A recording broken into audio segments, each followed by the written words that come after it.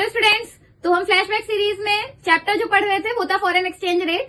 उस चैप्टर में एक छोटा सा टॉपिक बचा है जो हम आज के वीडियो में कवर करेंगे और आज ही हम फॉरेन एक्सचेंज रेट चैप्टर को कंप्लीट करेंगे।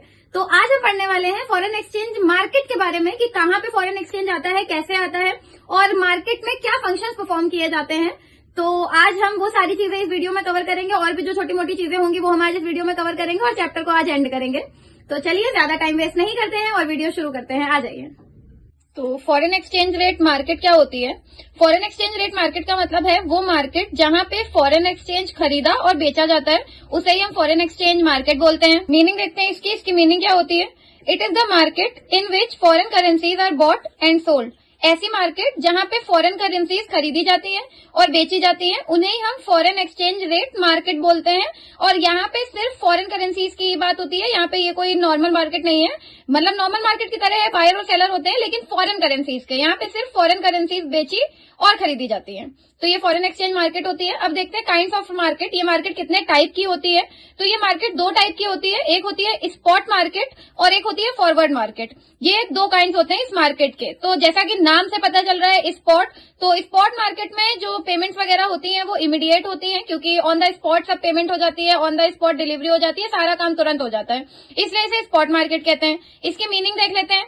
The market in which receipts and payments are made immediately. ऐसी मार्केट जहां पे रिसिट्स और पेमेंट तुरंत बनाई जाती है, तुरंत जो करेंसीज होती हैं वो खरीदी और बेची जाती हैं, उसे ही हम स्पॉट मार्केट कहते हैं। Next is forward market. तो फॉरवर्ड मार्केट क्या होती है? जैसा कि नाम से पता चल रहा है फॉरवर्ड मार्केट, तो फॉरवर्ड मार्केट जो होती है उसमें जो करेंसीज की डील होती है वो किसी डेट पे करी जाती है और किसी फ्यूचर डेट के लिए उसकी डिलीवरी या पेमेंट सेट करी जाती है, इसीलिए इसको फॉरवर्ड मार्केट बोला जाता है। तो मीनिंग देखते हैं इसकी। The market in which sale and purchase are settled at specified future date at the rate agreed upon today. Forward market वो मार्केट होती है जहां पे सेल और परचेज किसी स्पेसिफाइड फ्यूचर डेट के लिए सेटल करी जाती है, लेकिन जो रेट होता है वो आज का ही होता है। जैसे बहुत सारे लोग ज्वेलर्स के यहाँ पे ऐसा करते हैं कि अगर गोल्ड सस्ता हुआ तो वो गोल्ड उस समय परचेज कर लेते हैं, बट उस समय पेमेंट नहीं करते हैं, पूरी थोड़ी पेमेंट कर देते हैं और उस समय परचेज कर लेते हैं। बट जो डिलीवरी होती है या जो सेल परचेज होती है वो एक स्पेसिफाइड फ्यूचर डेट के लिए सेटल होती है, बट जो पेमेंट करी जाती है वो आज के रेट के हिसाब से करी जाती है, जो आज का रेट है। फॉर एग्जांपल अगर जो सोना है वो 85,000 रुपीज में है, तो हमने आज की डेट पे अग्री किया, लेकिन हम डिलीवरी 6 महीने बाद या 2 महीने 4 महीने बाद लेंगे, तो पेमेंट जो होती है वो आज के हिसाब से करी जाती है, जो रेट हमने फिक्स किया। तो अगर 75,000 हमने फिक्स किया था तो हम 75,000 के हिसाब से ही पे करेंगे, भले ही उस समय 80, 82, 79 कुछ भी रेट हो, हम आज के हिसाब से पे करेंगे जो हमने आज फिक्स किया है। तो इसे हम लोग बोलते हैं फॉरवर्ड मार्केट। तो ये दो टाइप की फॉरेन एक्सचेंज मार्केट के काइंड्स होते हैं, दो टाइप की मार्केट होती है और ये फॉरेन एक्सचेंज मार्केट की मीनिंग हो गई।